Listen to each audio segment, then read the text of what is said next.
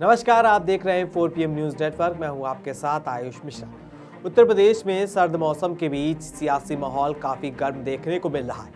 इसकी वजह है प्रदेश की सबसे हॉट सीट बन चुकी मिल्कीपुर पर होने वाला उपचुनाव। इसको लेकर सपा और भाजपा ने अपनी पूरी ताकत झोंक दी है।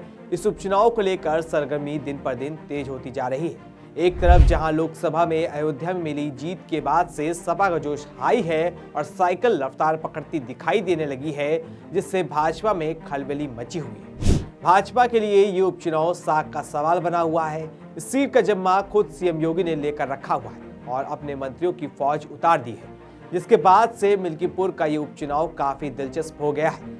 इस बीच अखिलेश यादव ने भी मिल्कीपुर उपचुनाव को लेकर शनिवार रात अपने स्टार प्रचारकों की लिस्ट जारी कर दी, जिसमें सपा प्रमुख अखिलेश यादव समेत सपा के 40 नेताओं का नाम शामिल है। और तो और इस लिस्ट में सबसे चौंकाने वाला नाम पूर्व कैबिनेट मंत्री और सपा के कद्दावर नेता आजम खान भी है, जो सीतापुर जेल में बंद हैं। लेकिन अखिलेश यादव ने एक बार फिर से स्टार प्रचारकों में उनका नाम शामिल करके भाजपा को भी हैरानी में डाल दिया है, या यूं कहें कि बड़ा सियासी संदेश भी दे दिया है। इस लिस्ट में पार्टी ने 40 नेताओं का नाम शामिल किया है। लिस्ट में सपा प्रमुख अखिलेश यादव, राष्ट्रीय उपाध्यक्ष किरणमय नंदा, राष्ट्रीय प्रमुख महासचिव प्रोफेसर राम गोपाल यादव, राष्ट्रीय महासचिव मोहम्मद आजम खान, मैनपुरी सांसद डिम्पल यादव, राष्ट्रीय महासचिव शिवपाल यादव, फैजाबाद से सांसद अवधेश प्रसाद, नेता प्रतिपक्ष माता प्रसाद पांडे, सांसद लालजी वर्मा, सांसद प्रिया सरोज, पूर्व मंत्री दुर्गा प्रसाद यादव, विधायक राम अचल, पूर्व मंत्री राम आश्रय विश्वकर्मा, पूर्व मंत्री राजेंद्र कुमार समेत तमाम अन्य नेताओं को प्रचार का जिम्मा मिला है। हमारे देश के गृह मंत्री जी ने बाबा साहब भीमराव अंबेडकर का राज्यसभा की में टिप्पणी किया था, बहुत बड़ा अपमान किया था। एक बार लोकसभा के चुनाव में संविधान को हटाने की बात की चर्चा हुई थी, ये बहुत खल गया था। और उससे बड़ा इन्होंने जो कह दिया लोकसभा के अंदर, राज्यसभा में, वो बहुत बड़ा अपमान। वो केवल बाबा साहब भीमराव अम्बेडकर का अपमान नहीं है, वो हमारे संविधान का अपमान है, जिस संविधान के प्रेमबिल में देश के सभी नागरिकों को सम्मान दिया गया है, अधिकार दिया गया है, उस पर ठोस पहुंची है।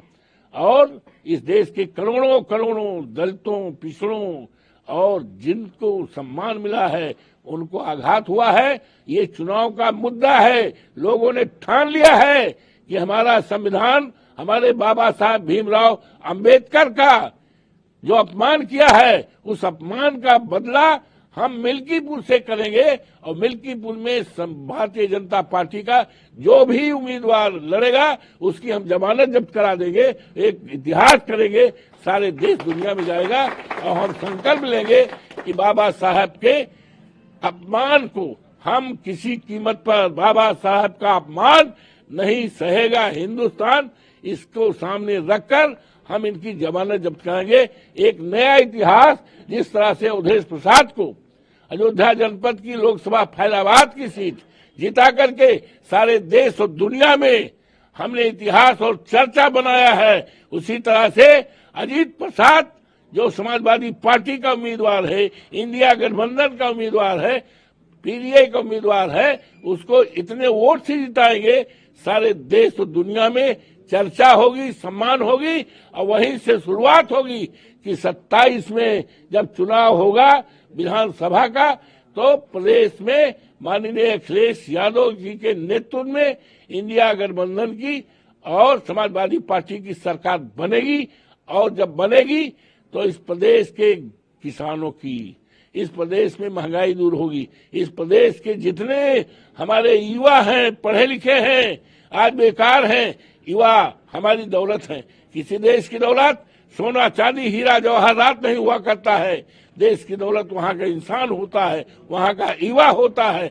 आज युवा पढ़ लिख करके बड़ी बड़ी डिग्रियां लेकर के डिग्रियां जलाने पे सोचता है, आत्महत्या पे सोचता है। ये हमारे लिए चिंता का विषय है। और जब सरकार बनेगी तो इन नौजवानों को हमारी सरकार नौकरी देगी। इनकी सरकार में, बाबा में, तो परचवल लीक हो जाता है। ये बहुत बड़ा मुद्दे हैं और मुद्दे ही मुद्दे हैं, इन्होंने कोई काम नहीं किया है।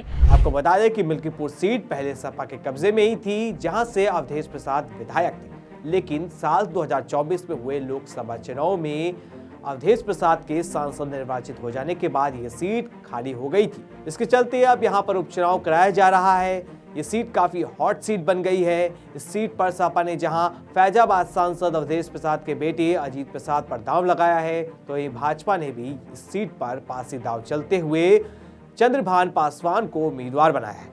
वहीं इस सीट पर चंद्रशेखर आजाद की भी एंट्री हो गई है। उनकी पार्टी ने अपने उम्मीदवार उतारकर मुकाबले को रोचक बना दिया है। मिल्कीपुर उपचुनाव के लिए 5 फरवरी को वोट डाले जाएंगे, जबकि 8 फरवरी को चुनाव के नतीजे सामने आ जाएंगे। तो अब देखने वाली बात होगी कि मिल्कीपुर की जंग में कौन बाजी मारता है, लेकिन मिल्कीपुर की जंग दिन पर दिन दिलचस्प होती जा रही है। नजरें बनी रहेंगी, तब तक के लिए बने रहिए 4PM के साथ। धन्यवाद।